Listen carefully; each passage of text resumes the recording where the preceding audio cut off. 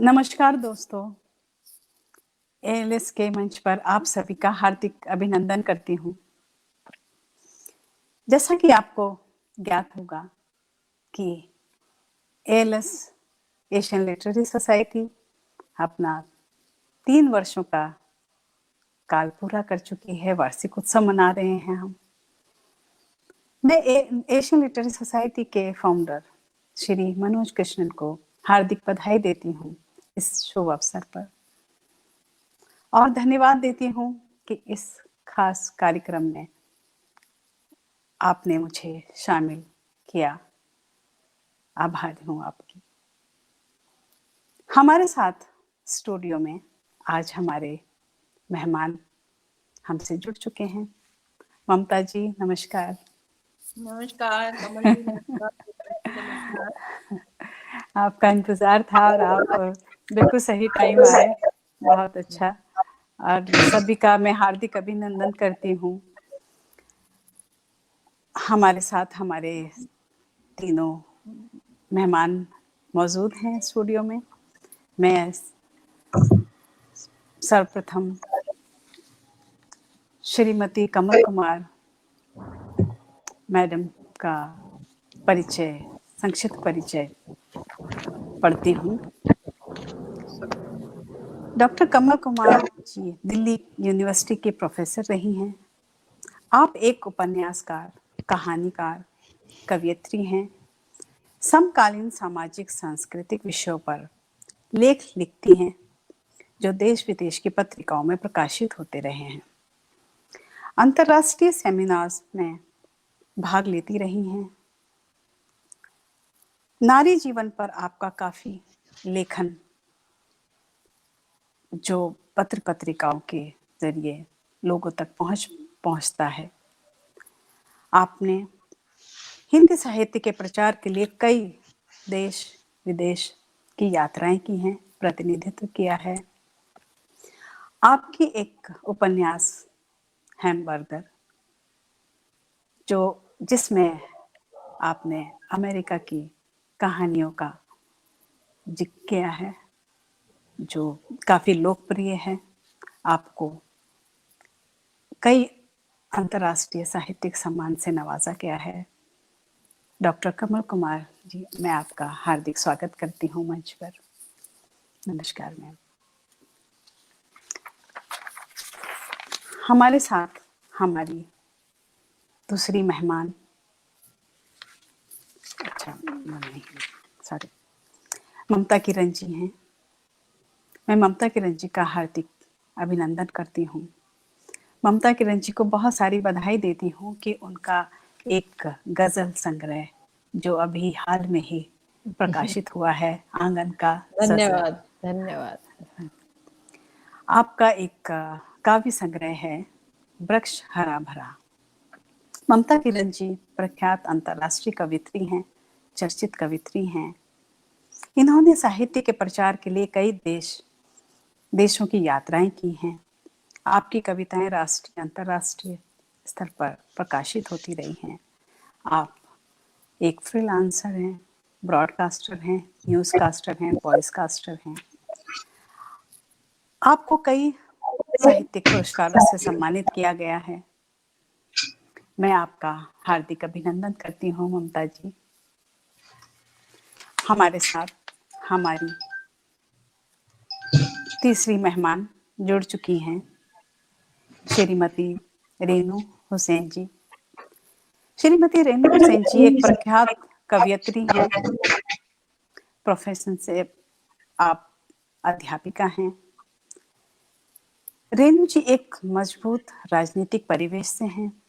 आपके पति माननीय श्री शहनवाज हुसैन जी, जो बीजेपी सरकार के पूर्व केंद्रीय मंत्री रहे और वर्तमान में प्रवक्ता हैं। रेनू जी के 2 काव्य संग्रह, पानी प्यार, पहला संग्रह पानी प्यार, दूसरा जैसे, और तीसरा बहुत जल्दी ही आने वाला है, घर की औरत और चांद। रेनू जी आजकल गजल गायकी से अपनी पहचान बना रही हैं। आपको लेखन के कई पुरस्कारों से सम्मानित किया गया है। रेणु जी को बहुत सारी शुभकामनाएं। आपका मैं हार्दिक स्वागत करती हूँ। आज हमारा जो विषय है,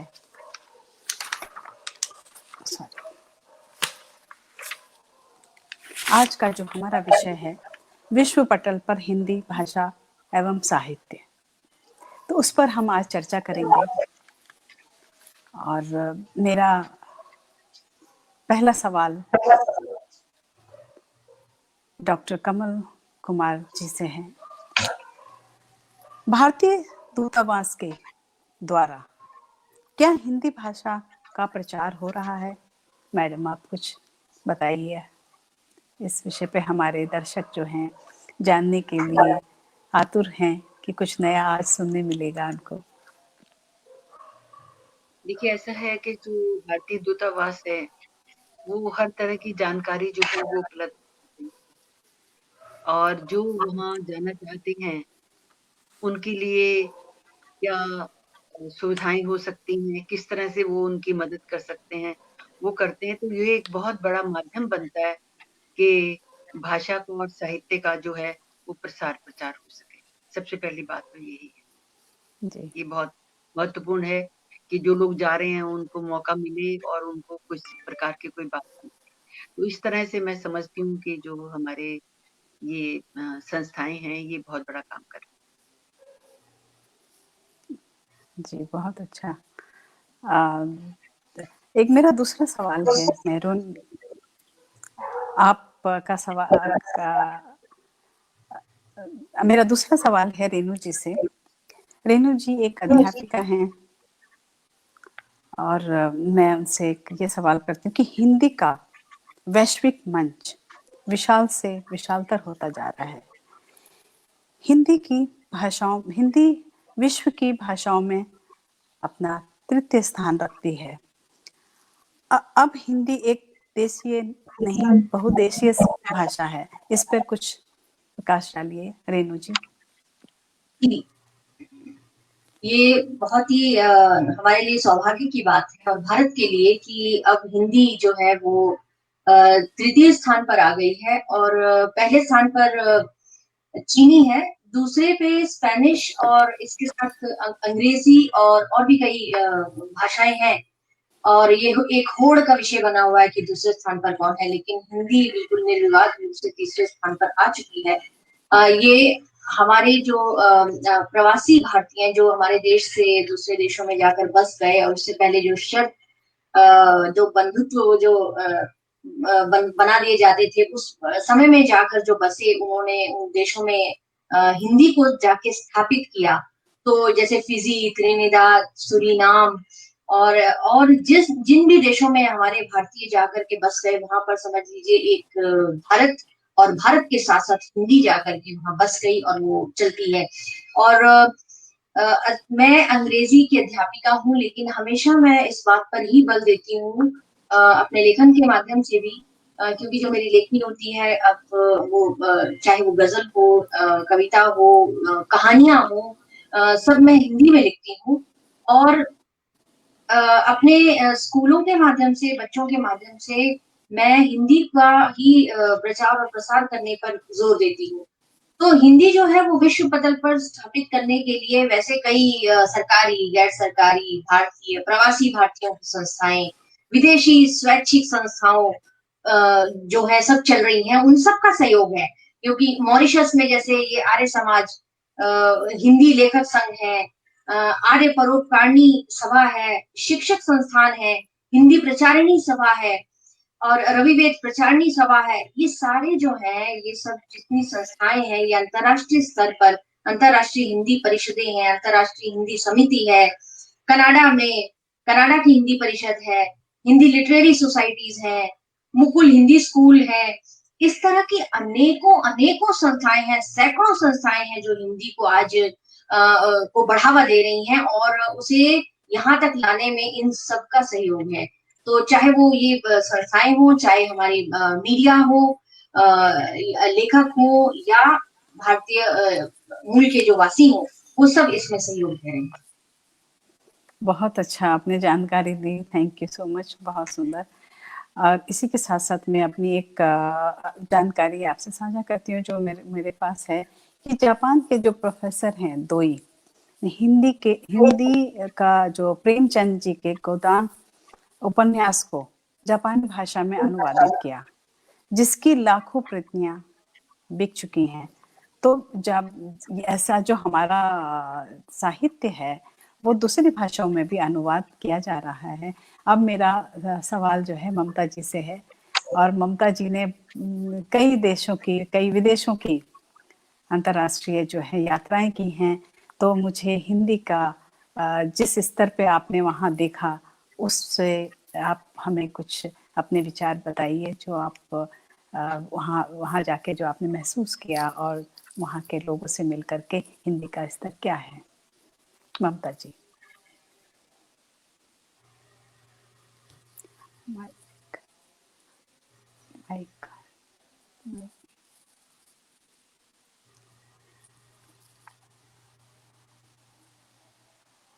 माइक में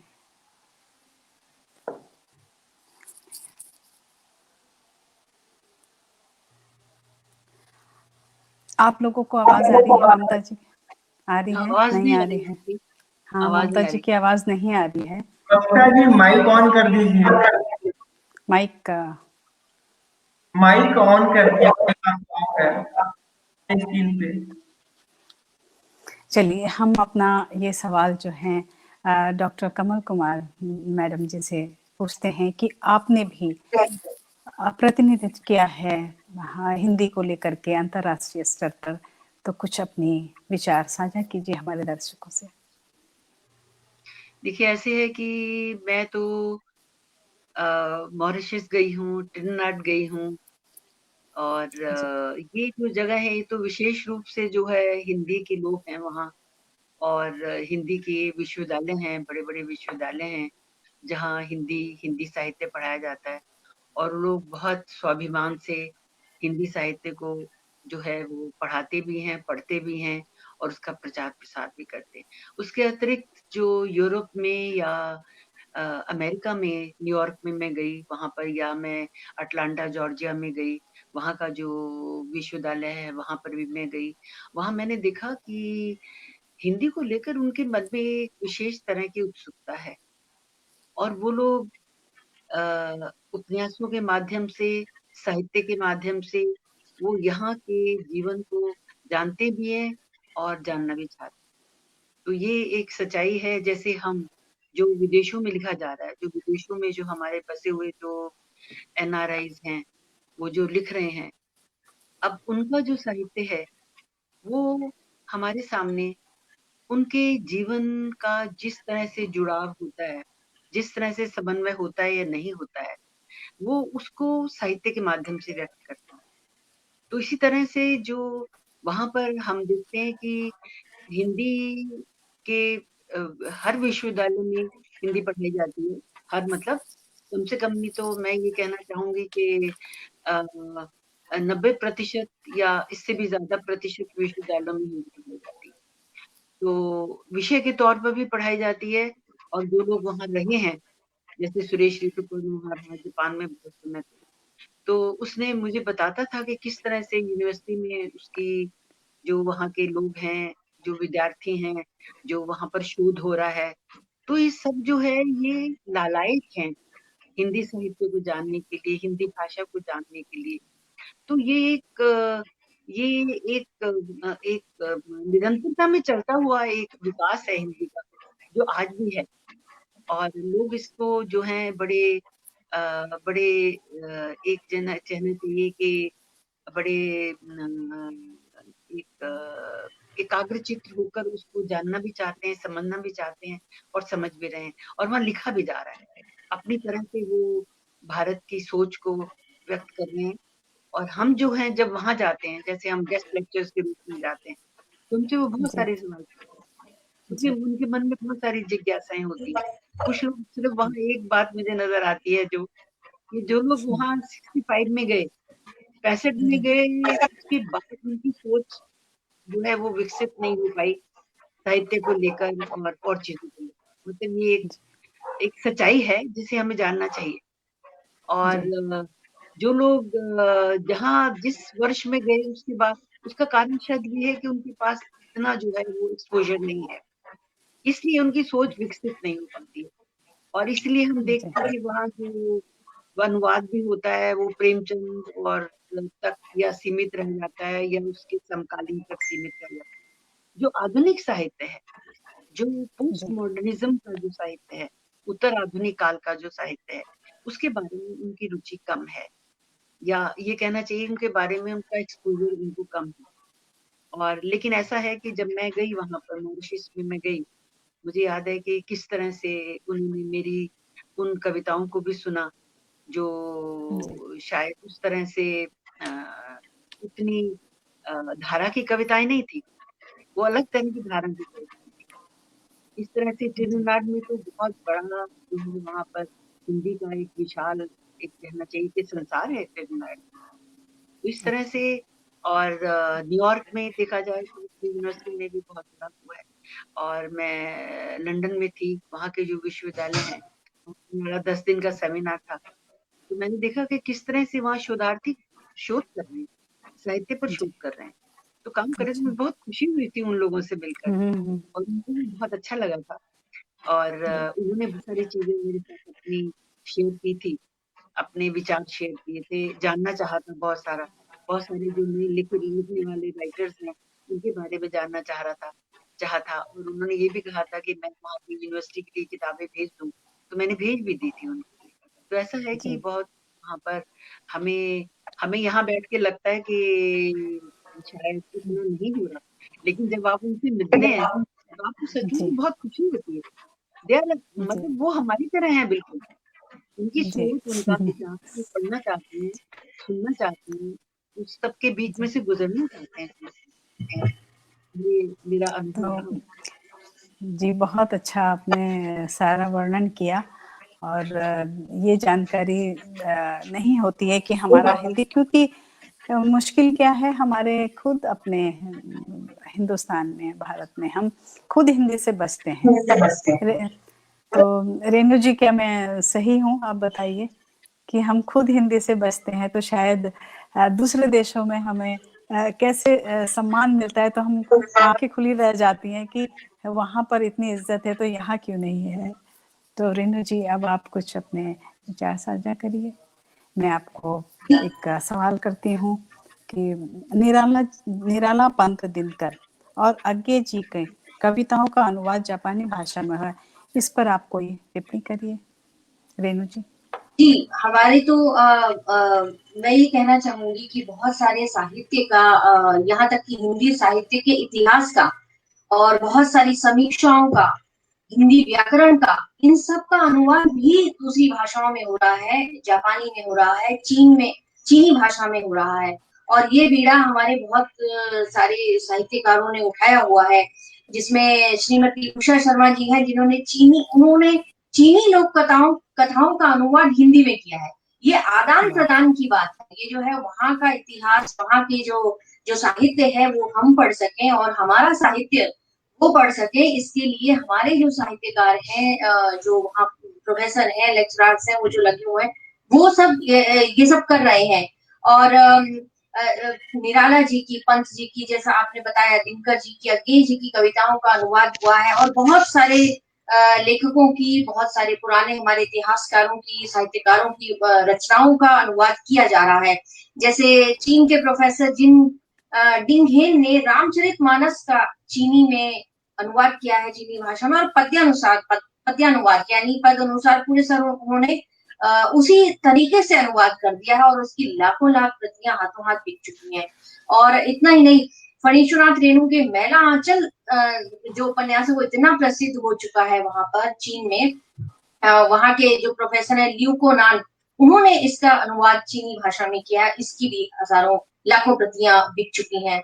तो और इस तरह रूस में हमारे प्रोफेसर योगेंद्र नागपाल जी जो अभी भी कार्यरत हैं, उन्होंने 669 पृष्ठों की हिंदी व्याकरण की पुस्तक प्रस्तुत कर दी है।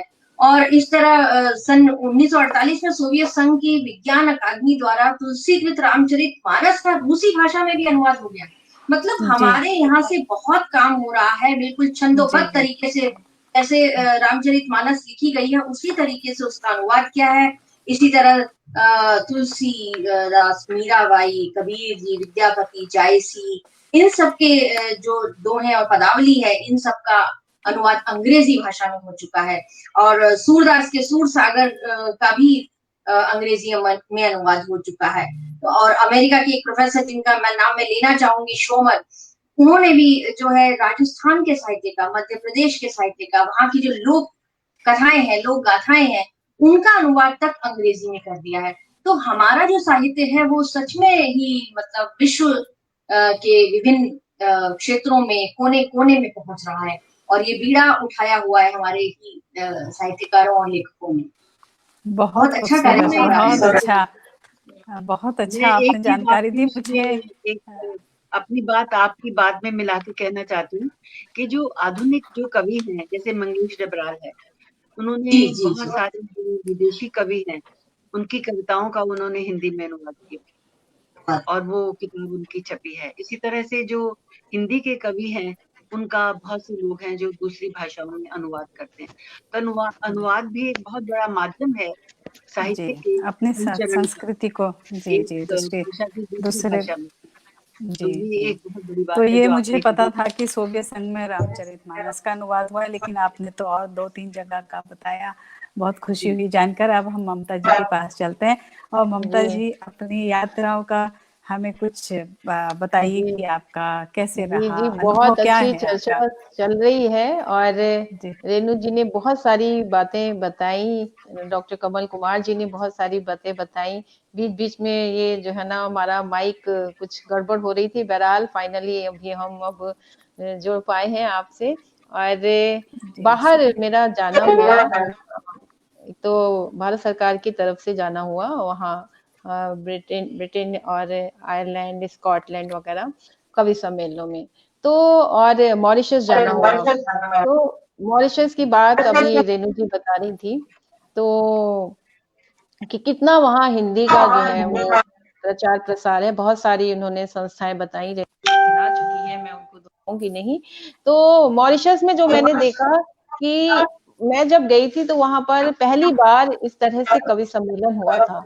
इतने मतलब बरसों बीत गए, लेकिन कवि सम्मेलन अभी 4-5 साल पहले की बात है, तो पहली बार हुआ था वहां पर।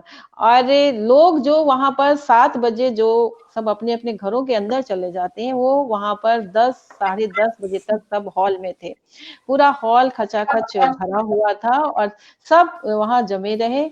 क्यों? क्योंकि उन्हें अपनी देश से आए हुए लोग वहां कविता पढ़ रहे थे और उन्हें हिंदी बहुत अच्छी सुनने को मिल रही थी और कविता में सुनने को मिल रही थी। तो ये जो हमारे जो आपस का जो जुड़ाव है वो भाषा है।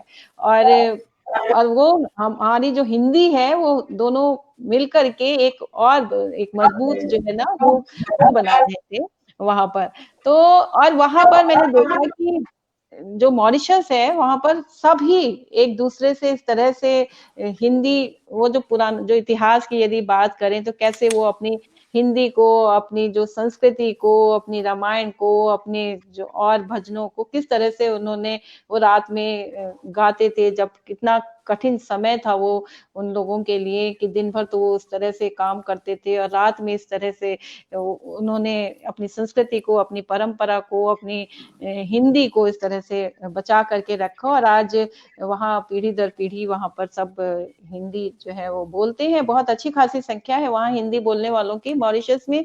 और ब्रिटेन और इधर की तरफ जब मेरा तो वहां पर भी मैंने देखा कि इतने प्यार से ये सितंबर माह में वहां पर कवि सम्मेलन होते हैं। 15-15, 20-20 दिन हमारे जो लोग वहां पर हैं वो कवियों को अपने अपने घरों में रखते हैं और पूरा उनका ख्याल रखते हैं। और जब कवि सम्मेलन जो होते हैं वो कोई ना कोई संस्था, मतलब क्योंकि बहुत सारे 15-20 शहरों में जाना हुआ, तो कोई ना कोई संस्था उसका जिम्मा उठाती है और उसको पूरा मैनेज करती है। और जो कवि सम्मेलन होते हैं उसमें चाहे डॉक्टर हो, चाहे इंजीनियर हो, बड़े से बड़े जो लोग हैं वो सब वहां आकर के बैठते हैं। क्यों बैठते हैं? क्योंकि उनको उनको हिंदी सुनने को मिल रही है, उनको बहुत अच्छी अच्छी जो बातें सुनने को मिल रही हैं कविता के माध्यम से। तो ये जो जुड़ाव है, ये हिंदी का जुड़ाव है। हिंदी बहुत सारे देशों में, पूरे विश्व में अब तो हिंदी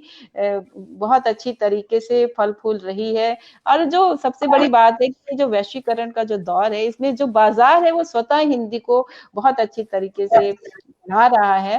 और साहित्य की बात करें तो साहित्य में भी ये जो अनुवाद की बात हो रही थी, और बहुत सारे देशों में हमारे जो हिंदी मतलब भाषी लोग हैं, सब बसे हुए हैं। और चाहे वो ऑस्ट्रेलिया हो, चाहे वो अमेरिका हो, चाहे वो कनाडा हो, चाहे वो ब्रिटेन हो, चाहे वो मॉरिशस हो, या कोई भी और देश हो, बहुत बड़ी संख्या में लोग वहाँ पर रह रहे हैं। और हमारे और बड़ी संख्या में वहाँ पर लिख रहे हैं, साहित्य का सृजन कर रहे हैं।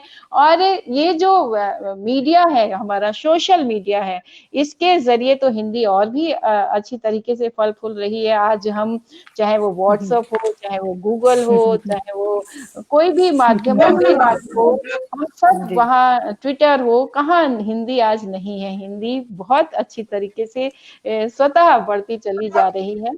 और हम सब हिंदी का अपने इन सारे माध्यमों में भी हिंदी का उपयोग करते हैं। और जहाँ जहाँ हमारे जो हिंदी के साहित्यकार हैं, वो सब वहाँ पर वेबसाइटें चल रही हैं, उनकी संस्थाएं हैं। और आज तो हम सब इस ग्लोबल उसमें जो है पूरे विश्व से एक साथ हम जुड़ जाते हैं। कोई अमेरिका में बैठा है, तो कोई कनाडा में बैठा है, तो कोई इंडिया में बैठा है, और हम बहुत अच्छे से प्रोग्राम भी कर रहे हैं, हिंदी में साहित्यकारों से बात कर रहे हैं। तो ये जो आदान प्रदान है, तो इस बहुत अच्छे से और बहुत सुचारू रूप से और बहुत सुगमता से हो रहा है। इसमें कहीं कोई ऐसी कोई दिक्कत नहीं है जो कि पहले हुआ करती थी। तो इस माध्यम ने तो हमको और भी बहुत आसान बना दिया है हिंदी। बहुत गीता, अगर शुक्रिया, आप मुझे आपने टाइम बहुत देते सुंदर जो तो है मैं जानकारी दी। एक मॉरिशस से या ट्रिनिडाद से एक लेखिका को अपने साथ इसमें पैनल में जोड़ सकते थे। अच्छा। बिल्कुल नहीं, मुझे सुन के बिल्कुल। इतना अच्छा लग रहा है, ऐसा लगता है मतलब हिंदी, क्योंकि हमारे अपने देश में इसको दूसरा दर्जा दिया है।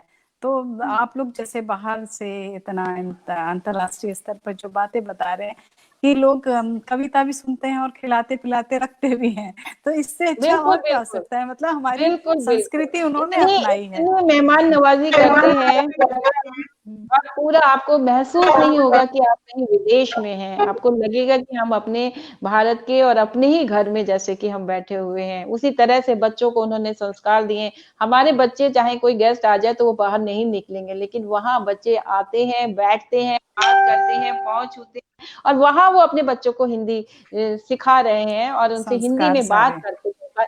क्योंकि अंग्रेजी जी। ठीक है, रोजगार की भाषा बने, और लेकिन हमारे यहाँ क्या है कि हम लोग जरा सा पढ़ लिख गए तो बस हम अपनी हिंदी बोलने में जो है वो लगता है कि हमारी शान शर्म चली आती है। जाएगी। जी, उसका तो कारण है नहीं, हिंदी मैं जो है ना हमारे ममता, घर की भाषा मैं होनी चाहिए। आपकी आपकी बात को आगे बढ़ाती हूँ। उसका कारण ये है जी, कि देखिए, जो बाहर लोग बसे हुए हैं, उनको अपनी आइडेंटिटी को, अपने अपने बिल्कुल, अपने अस्तित्व की रक्षा के लिए वो उसको अपने साहित्य से, अपनी भाषा से जुड़ना बहुत जरूरी है। हम लोग जो है, जो आपने बात कही थी कि हमारे यहाँ जो है दोहम दर्जे का हो रहा है, वो तो देखो एक शुरू से ही स्वतंत्रता के बाद से ही भाषा को लेकर के एक राजनीति रही है। भाषा को बिल्कुल, राष्ट्रभाषा नहीं बनाया, राजभाषा बना दिया। तो एक बड़ी एक ये त्रासदी रही है भाषा के साथ, कि जो होना चाहिए था वो नहीं हुआ।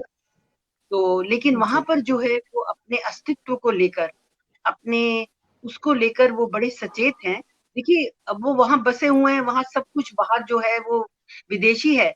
तो अपने घर को वो इस तरह से बच्चे जो हैं, जो बच्चे बड़े हो रहे हैं, देखिए उनका कई बार मैंने, जो मेरा उपन्यास है हैमबर्गर, उसमें मैंने, जी, क्योंकि मैं वहां रही और बहुत बार मैं गई, मैं अमेरिका में रही, और मैंने वहां के जीवन को बहुत बहुत ही समीपता से देखा है। और आप मानेंगे नहीं कि लोग मुझे मना करते थे, मैं ग्रे हॉर्न में ट्रेवल करती थी अकेली, हम्म, ताकि मैं वहां के जी, जीवन को जान सकूं। तो मैंने उस जीवन बिल्कुल, को बहुत नजदीक से जाना है। तो वहां की जो यंगर जनरेशन है, उसके साथ थोड़ा सा कॉन्फ्लिक्ट माँ बाप का शुरू हो जाता है, क्योंकि बाहर जाते हैं तो एक जीवन दूसरा है, जब वो घर में आते हैं तो बिल्कुल। जीवन दूसरा है। आप समझ रहे हैं ना? तो एक कॉन्फ्लिक्ट है। बिल्कुल, उस बिल्कुल। कॉन्फ्लिक्ट को भी मैंने अपने उपन्यास में बताया है। लेकिन तो भी जो माँ-बाप हैं, वो चाहते हैं कि हमारे बच्चों की जो अपनी भारतीयता है, अपनी संस्कृति है, वो नष्ट ना हो। उसके लिए वो हर संभव प्रयत्न करते हैं और वहाँ पर भी जो एनआरआई बसे हुए हैं, उनके ग्रुप्स हैं, उनके लेखकों बिल्कुल। के अलग ग्रुप्स हैं, उनके आस-पास मिलने के अलग ग्रुप्स हैं, वो मिलते हैं। महीने में 1 बार, हफ्ते में 1 बार मिलते हैं, आपस में मिलते हैं, बातचीत करते हैं, खाते-पीते इकट्ठे हैं, तो शेयर करते हैं, तो जी बड़ा ज़रूरी है। ये उनके उनके अस्तित्व के लिए बहुत ज़रूरी है, अपने बिल्कुल, भारतीय जी बिल्कुल। अस्तित्व के लिए, जी उसके जी। लिए बहुत तो ज़रूरी है। ये तो वो कर रहे हैं। बहुत अच्छा सेशन चल रहा है कि हम हिंदी को अंतर्राष्ट्रीय स्तर पर हम देख पा रहे हैं। आपने जो देखा वो आप हमें दिखा पा रहे हैं। और ममता जी, मैं एक छोटा सा ऐसे जोक पार्ट कि आप कभी जाएं तो हमें भी ले जाइएगा, ऐसा लग रहा बिल्कुल। है। ये ऐसे ही थोड़ा जी। मजाक है, कोई बात नहीं। नहीं, लेकिन आप लोग जाइए नहीं। और अपने आंखों देखा विवरण हमेशा साझा करिए, जिससे कि लोगों को पता लगे। जी, जैसे जी। आपने हैमबर्गर की बात की और रेणु जी ने इतने सारे जो उपन्यास हैं सबका अनुवाद किया, की बात की। और ममता जी ने अपनी एक बात बताई कि ऐसे आंखों देखा हाल। तो कितना अच्छा लग रहा है कि हिंदी जैसा हम यहाँ देखते हैं ऐसा नहीं है, हिंदी पे बहुत काम हो रहा है और आप लोग कितने सालों से काम कर रहे हैं, ये तो बहुत अच्छी बात है। अभी समय को देखते हुए आप लोग अगर यहाँ हैं सब लोग और हम कविता नहीं सुने और हमारे दर्शक जो बोलेंगे कि आज सारा हिंदी पर ही जोर है, कुछ तो सुना दीजिए, तो मैं रेणु जी से बोलती हूँ कि आप एक कविता सुनाइए और फिर हम एक एक करके एक कविता या जो भी आप गीत सुनाना चाहते हैं। कमल कुमार मैम से भी बोलती हूँ, ममता जी से भी, कि आप लोग एक एक जरूर सुनाइए कविता। तो रेणु जी आपसे अनुरोध है। अनिता, तुमने अचानक ही मुझे कविता पढ़ने के लिए बोल दिया, और ये जी कविता मेरे टेबल पर बाई चांस पड़ी हुई है। क्या बात ये है। एक तरह से ये इसका पहला ड्राफ्ट है। मैं जी आपको वही सुनाऊंगी, ढूंढने में जी मुझे जी वक्त लग जाएगा, तो मैं वो कविता आपको सुना रही हूँ। जी जी जी रोशनी बिल्कुल के सही। तुक्के ढूंढ रहे हूँ, जी उनकी हंसी में रोशनी के तुक्के, रोशनी की बूंदे ढूंढ रहे हूँ, उनकी जी। हंसी में, नाश्ता में, अच्छे बोलों में, खिड़कियों में, दरवाजों से, कहीं से तो आई किरणें, आसमान के नीचे खड़ी पकड़ रही हूँ रोशनी, ओस की बूंदों के ऊपर से, फूलों की खिलखिलाहट से, चिड़ियों की चहचहाट से, सरसराती हवा से, बरसती बारिश से, घुमड़ते बादलों से, दमकती बिजली से। ये क्या, बिजली गिर पड़ी, आसमान हरियाली स्याह, अंधेरा पसरा था, रोशनी नहीं मिली, बस मिली गिरी थी आसमान से बिजली। बहुत धन्यवाद। सुंदर, बहुत बहुत सुंदर। आप ने जो कविता लिखी है दिल को छू गई, बहुत सुंदर, शुक्रिया। अब मैं रेणु जी से अनुरोध करती हूँ कि वो अपनी एक कविता सुनाएं। मुझसे कह रही है? कविता, गजल, हाँ कविता या गजल जो भी आपको पसंद है वो आप एक कुछ सुनाइए। जी, मैं एक कविता प्रस्तुत कर देती हूँ। आज हिंदी की बात हो रही है तो लिखने की बात भी हो रही है, तो फिर जी इसका शीर्षक है मैं लिखती हूँ। मैं लिखती हूँ कि प्रतिकार का कोई तरीका मुझे नहीं आता। मैं लिखती हूँ कि दर्द देख के चुप रहा नहीं जाता। मैं लिखती हूँ कि न लिखूं तो आत्मा कहीं मर न जाए, रह जाए बस मकान और घर, घर न पाए। मैं लिखती हूँ कि एक नदी बहती रहती है मेरे भीतर, वो कहती तो कुछ नहीं पर आंखों में भर आती है अक्सर। वो बहती नदी कहीं सूख न जाए, बन के पत्थर रह जाए, फिर बह न पाए। मौन खुद में मुखर कुछ और ही होती हूँ, लिख कर ही सही मगर मोती पिरोती हूँ। मैं लिखती हूँ कि गुम हूँ गुमशुदा से इस मकान में, ये नगमे ही पता है मेरा इस जहान में, कि मिल जाए जरा मुझको अपना पता भी, एक जमीन हो और उसका एक आसमां भी। न किस्सा हूँ न किस्से का कोई किरदार हूँ, मैं लिखती हूँ कि लिखने के सिवा कुछ भी नहीं हूँ।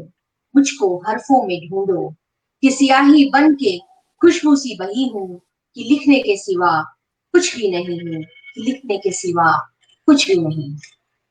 बहुत बहुत अच्छी। सुंदर, बहुत अच्छी बहुत कविता आपकी, बहुत अच्छी, मजा आ गया। मतलब एकदम आपने माहौल बदल दिया। अब हम आ रहे हैं ममता जी के पास, और ममता जी अगर तरन्नुम में नहीं सुनाएंगी तो ये अच्छी बात नहीं है, इसलिए आप पहले सुना दीजिए।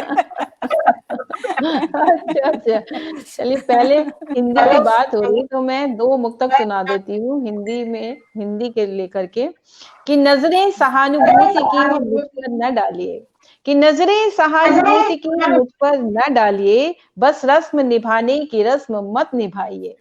मेरे ही बोल थे जो कहा पहली बार माँ, कि मेरे ही बोल थे जो कहा पहली बार माँ, इस बात को न दिल से कभी भी भुलाइए, इस बहुत बात अच्छा। को न दिल से कभी भी भुलाइए। और वाह, दूसरा कि जिसने सुनी है लोरियां बचपन में आपने, कि जिसमें सुनी है लोरियां बचपन में आपने, जिसमें सजाए सपने हैं यौवन में आपने, करते हैं प्रार्थनाएं जिसमें आप सभी लोग, उस हिंदी को रोपा नहीं क्यों मन में आपने। ये उनके लिए जो वाह, हिंदी बोलने से परहेज हिंदी करते बोल हैं। और जी, हिंदी को समझ लेकर के ही ये गजल पढ़ देती हूँ, 3-4 शेर पढ़ती हूँ। और जी, हिंदी ये कह रही है हिंदी की तरफ से, कि भले कुछ भी कहते रहो मुझे, ये पता मुझे है कि क्या हूँ मैं। भले कुछ भी कहते रहो मुझे, ये पता मुझे है कि क्या हूँ मैं। मेरे बाजुओं में है दम बहुत, नहीं कम किसी से जरा हूँ मैं। मेरे बाजुओं में है दम बहुत, नहीं कम किसी से जरा हूँ मैं। और शेर पढ़ती हूँ, शहीदों को याद करती हूँ, सुनिएगा, कि वो जो अपनी जा पे भी खेल करे दुश्मनों से मुकाबला, वो जो अपनी जा पे भी खेल करे दुश्मनों से मुकाबला, उन्हीं बाकुरों के मजार पर सदा एक जलता दिया हूँ मैं।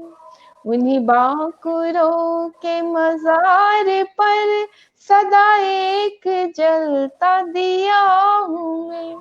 और शेर पढ़ती हूँ, सुनिएगा, कि है लोग ऐसे करोड़ों में जो न पोंछ पाए पसीना भी, है लोग ऐसे करोड़ों में जो न पोंछ पाए पसीना भी, जो सुकून जरा सा थकन में दे वही ठंडी ठंडी हवा हूँ मैं। जो सुकून जरा सा थकन में दे वही ठंडी ठंडी हवा हूँ मैं। और ये अंतिम शेर पढ़ रही हूँ इस गजल का। देखिए कि प्रकृति से हमें कितना कुछ सीखने को मिलता है, सुनिएगा, कि टिकी जिसके दम पे है सृष्टि, उसे है नहीं मान कुछ, टिकी जिसके दम पे है श्रेष्ठ ये, उसे है नहीं अभिमान कुछ। कभी अपने मुंह से कहे नहीं कि हर एक कण में बसा हूँ मैं। कभी अपने मुंह से कहे नहीं कि हर एक कण में बसा हूँ मैं। भले कुछ भी कहते रहो मुझे, ये पता मुझे है कि क्या हूँ मैं। मेरे बाजुओं में है दम बहुत, नहीं कम किसी से जरा हूँ मैं। जी। बहुत बहुत सुंदर, बहुत अच्छा। जी, और धन्यवाद। अपने आप में एक आपने मोटिवेट कर दिया हम सबको, एनर्जी डाल दी कि हम किसी से कम नहीं है कोई भी। बिल्कुल। और हमारी हिंदी तो किसी भी भाषा से किसी के भी मुकाबले में कम नहीं है। बिल्कुल, ये हमारी हिंदी बहुत मीठी भाषा है, इसको कम आप नहीं है, लोग हम उनसे ज्यादा हैं। जी। हाँ। हम उनसे ज्यादा हैं।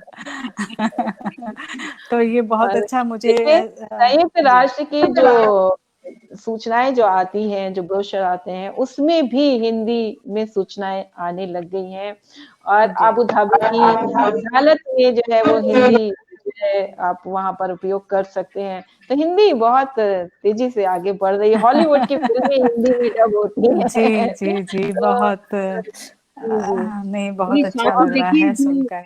हमारा जो ई ई मीडिया है, ई मीडिया है, जी, उस पर भी जी, जी, हिंदी है, हर जगह पर है। जी, गूगल जी, में है, जी, हर जगह है।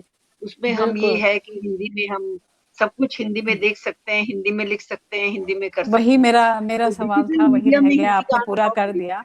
जी, वो जी, मैंने पहले ही कहा यही बात कि हम सोशल कि मीडिया पर हम देवनागरी कितने जो है सरलता हमारी से हम हिंदी का जो है ना प्रयोग करते हैं और उसमें जो बच्चे मतलब आप रोमन में भी कितनी फैसिलिटी कितनी है कि आप रोमन में लिखे हिंदी में जो है ना वो आ या जाएगा। आ जाती तो जो है। नहीं भी जानते जी, हैं जी। तो वो भी इस तरीके नहीं, से जो है ना कंप्यूटर जो सीख है सकते हैं बहुत हिंदी। बड़ा मीडिया है, इस समय हम हाँ, हिंदी को आगे बढ़ाने के लिए काफ़ी अच्छा काम चल रहा है क्योंकि कंप्यूटर से जुड़ चुके हैं लोग और देवनागरी उसमें कन्वर्ट हो जी, चुकी है, जी। तो फिर कोई मुश्किल नहीं है।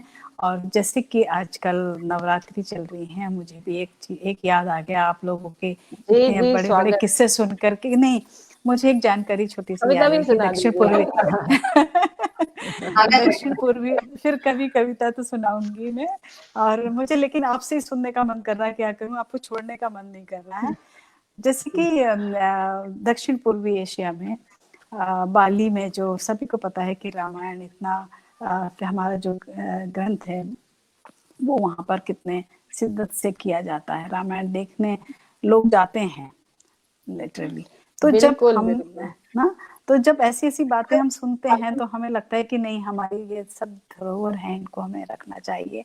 और आप लोग ऐसे ही अपनी जो जानकारी है हमें कभी-कभी देते रहिए और जल्दी फिर मिलेंगे। बहुत अच्छा लगा। मैं आपका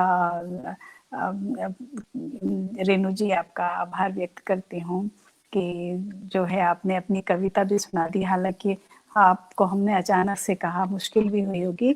और कमल कुमार मैम आपकी तो कविता सामने रखी थी, देखिए अपने आप चल के आ गई, ये भी बहुत अच्छी बात है। और ममता जी ने जो तरन्नुम में सुनाया उससे हमारे सभी दर्शक जो हैं खुश हो गए होंगे कि एक टॉपिक से थोड़ा हट करके भी हमने कुछ सुना। तो मैं बहुत-बहुत आपका धन्यवाद देती हूँ यहाँ पर जी, मंच पर बहुत-बहुत एकत्रित होने धन्यवाद का आपका एशियन भी लिटरेरी और सोसाइटी की तरफ से। और आपको ढेर सारी शुभकामनाएं नवरात्रि की। धन्यवाद। जी, थैंक जी, आपका बिल्कुल बस यू। कल तो क्या है अष्टमी है कल?